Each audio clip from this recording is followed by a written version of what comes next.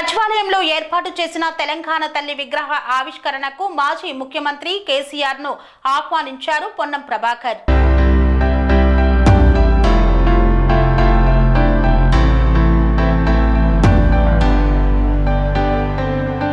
సిద్దిపేట జిల్లా మాజీ సీఎం కేసీఆర్ ను ఆయన వ్యవసాయ క్షేత్రం ఎర్రవల్లిలో కలిసి సచివాలయంలో ఏర్పాటు చేసిన తెలంగాణ తల్లి విగ్రహ ఆవిష్కరణకి రావాల్సిందిగా మంత్రి పొన్నం ప్రభాకర్, ప్రోటోకాల్ అధికారులు chairman Venugopal, director Venkatrao, RTO Chandrakala, మార్కుకు తహసీల్దార్ హరీఫ్లతో కలిసి ఆహ్వానించారు.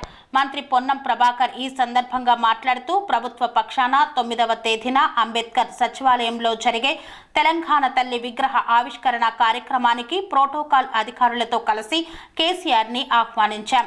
ఉదయం గవర్నర్కి, కేంద్ర మంత్రి కిషన్ రెడ్డిలకు ఆహ్వానాన్ని అందించాం.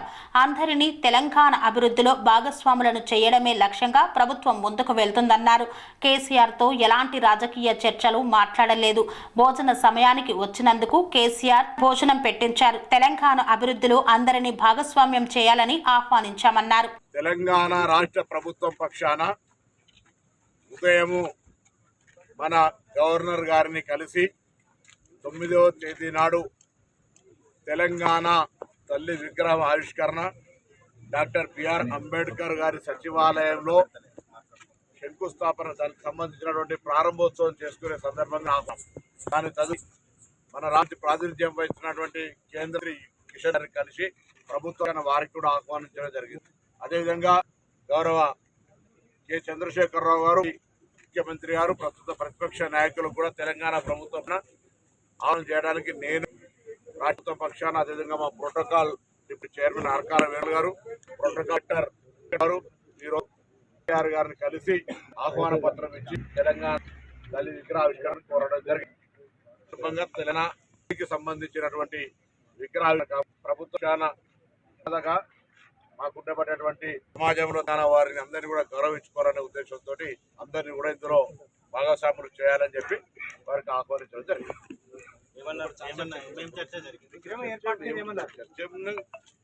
రమ్మని చెప్పినాం,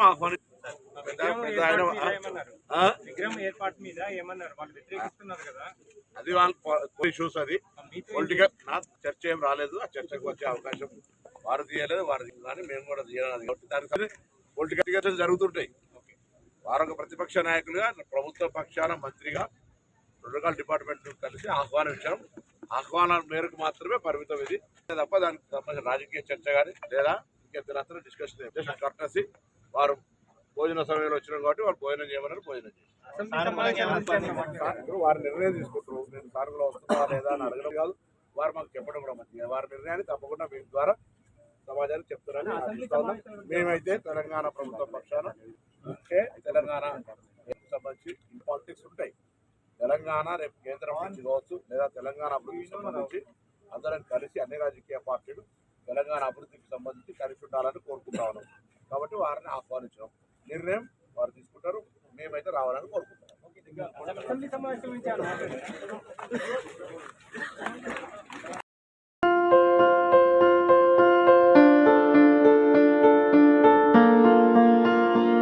సంస్కృతి, సంప్రదాయం, ప్రేమ, ఆప్యాయత, రాజసం ఉట్టిపడే వేడుకలకు అనువైన ప్రదేశం ఎంఎల్ఎన్ కన్వెన్షన్ హాల్. కని విని ఎరుగని రీతిలో జరిగే మీ ఇంటి కళ్యాణ వైభోగానికి అందమైన కళ్యాణ వేదిక MLN convention hall. MLN convention hall ప్రత్యేకతలు: సువిశాలమైన wedding halls, centralize AC banquet hall మరియు విశాలమైన డైనింగ్ హాల్, వధువరుల కోసం ప్రత్యేక ఏసీ మరియు నాన్ ఏసీ గదులు, నక్షత్రాల వెలుగులో పచ్చని పచ్చికపై పార్టీల కోసం అనువైన గార్డెన్.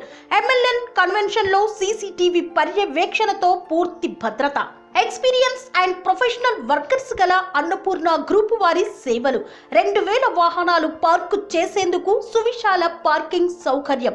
మీ ఇంట జరిగే అన్ని శుభకార్యాలకు, పెళ్లి, reception, engagement, birthdays, get together, corporate events, ఏ ఇతర శుభకార్యాలకైనా అందమైన వేదిక ఎంఎల్ఎన్ కన్వెన్షన్ హాల్. బుకింగ్ కోసం సంప్రదించండి 7550438888 మరియు 7550428888. మా అడ్రస్ చీర్యాల లక్ష్మీ నరసింహస్వామి దేవాలయం ప్రక్కన, near outer ring road, Keesara junction, Cheeryal గ్రామం, మేడ్చల్ జిల్లా.